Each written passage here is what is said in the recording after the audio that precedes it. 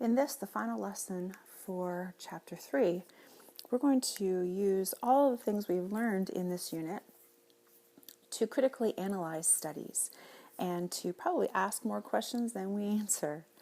Let's say that you heard on the radio or you saw in a newspaper that 20% of high school students hate their teachers. Would you automatically believe that statistic? Would that leave you with some questions like high school students from where? How many high school students? Do they hate certain kinds of teachers? Is hate really the right word here? What information is missing? And I think you would, if you start to think about it, realize that there needs to be some evidence to back up this claim, right? So critical analysis is the idea of taking a statistic that you hear often in popular media and really asking some serious questions of it to see whether you believe that it's valid or invalid. So in critical analysis, we have a number of steps that we want to follow. First of all, we want to go back to things we learned at the beginning of the unit and look at how big was the sample size and how was the sample data collected. Was the sample size really small? Are there outliers in that data? What technique was used? Was it random sampling? Was it in layers? What happened? So I'm going to give an example for this one.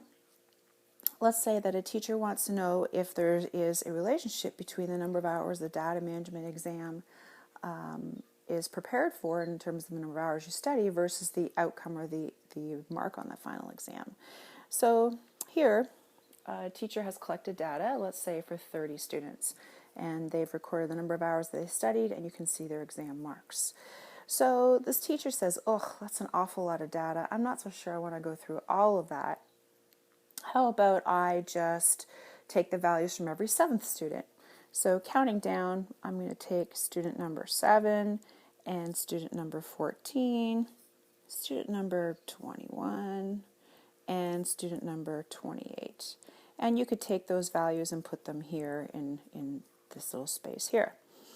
And then here it says, let's graph that software, or graph that data using software. So I have done that for you. Put it into Desmos, and you can see that I can't see these data points again on here when I first go into Desmos, and there's a great little tool here that zoom fits them, and there they are. Okay, 1, 2, 3, 4. I'd even put it down so that I don't have to start at the origin. It gets rid of quadrants that aren't necessary for this particular set of data.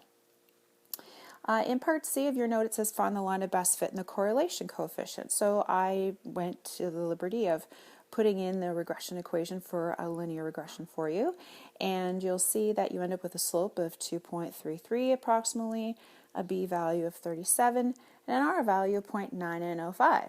Now, as a teacher or a researcher conducting this study, I go, ooh, yippee-yi-yay, this is close to a perfect positive correlation because it's very, very close to a value of 1. And so, I would conclude then that as the number of hours of preparation along the x-axis increases, exam marks must go up too. And so I might tell future students, hey, the more you prepare, the better you're going to do. Now, we all know that that's not necessarily the case for all people, right? The other thing I run into in making this assumption is I'm only using 4 out of the 30 data points, or about 13% of the population, to make my claim that as the number of hours of studying increases, exam marks increase. So, what could I do differently? Well, I could use the whole set. So, let's take that one out of there. Here's my whole set. I'll put it back in there so you can see it. There's all of the 30 data points. And I could do the regression line for it as well. Now notice this isn't showing up because I'm telling it to do a regression for x1 and y1, but my new table has x2 and y2. So just as a Desmos refresher, let's swap out those 1s for 2s and see what happens. Well, there we go. Now I can see the regression line here. I noticed too that the colors are very similar that Desmos defaulted to, something I didn't show you in previous videos.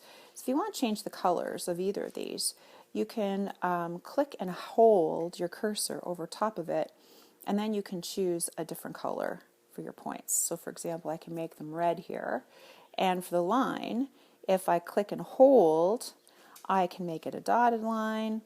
I could also change its color too. Okay, I'm going to keep it solid, but I just wanted to show you those cool features in there as well. All right, so here it is. Now, of course, when I use the entire set, this looks like a little bit of a wow. There's a lot of obscure data here that's random and a little bit all over the place, and trying to do linear regression is interesting. It gives us an R value of 0.254, which puts us in the weak category of correlations. It's a positive value, so we could call this a weak positive linear correlation. And I think at this point say, maybe numbers of hours studied compared to outcome does not have a correlation at all. And I think that would be more realistic of a conclusion based on the data that you see. All right, some other things that I would want to look at when I'm looking at a statement like, going back to original, if 20% of high school teachers are not liked by their students, I would have to look at some bias too. That's criteria number 2 in critical analysis. How was the sample taken? Was it by convenience? Was it by a group of people who aren't in school anymore? And remember that the different types of bias can include sampling bias, non-response, measurement, and response. Something else I want to look at too are extraneous variables. So, for example, if I look at any study's claim, does it have a control group? Are outliers been included? Is there anything else that might have impacted the way people answered or replied to the study, or the way that the results were measured? And so I would have to take those into account too.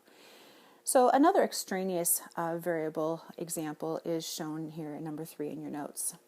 We've got a private school, I'm going to take this one off here, that makes the claim that their grade 12 averages, which I've put here in Desmos, based on 6 different students, result in first year averages over here. They're trying to promote their school and basically showing that their marks don't drop a whole lot going from grade 12 into post-secondary. First thing that question in your notes asks us to do is to do a linear regression on it. So I'm going to get rid of this one here, and I'll put the dots back on. We'll let them fit. There they are. And we'll also do a linear regression. Excuse me. Notice that, again, in the linear regression, I used X3 and Y3 to correspond to this table of data. And if I click on it here, there it is. Maybe I'll make it a different color just to make it pop. I'll make it red this time. There we go. Okay. So we notice that according to this school and these 6 students, we get an R value of 0.885, which makes it a strong positive correlation, and we can derive the line of best fit equation from the M and B values that are provided. So, does this linear correlation show that the school and its environment accounts for the success in first year? Well, yeah, it does, but what might some extraneous variables be? Well, first of all, there's only 6 data points. 6 kids out of a private school is not a great representation, in the same way that 4 students in example 1 out of 30 was not representative either. How did they sample? Did this also include data from both public and private schools? Maybe public is just as good or better when you compare grade 12 averages to first year averages. Did they take into account programs? You'll notice in your notes that the names of the graduates and the programs they're in tend to be a little heavy on, 2 of the 6 of them are business students. And not all programs at universities are represented there. So there's some problems that this private school is making, in that their data set is very, very small, and it maybe is just a selection of some of their best students and maybe not some of their worst ones either. Okay. So I'm going to do a separate video for hidden variables, but this gets us through examples or points 1, 2, and 3 in less than 3.5, and that is in critical analysis to be mindful of questioning sample size and sampling technique, sampling bias that may be present in the study, extraneous variables, and the next video we'll look at hidden variables.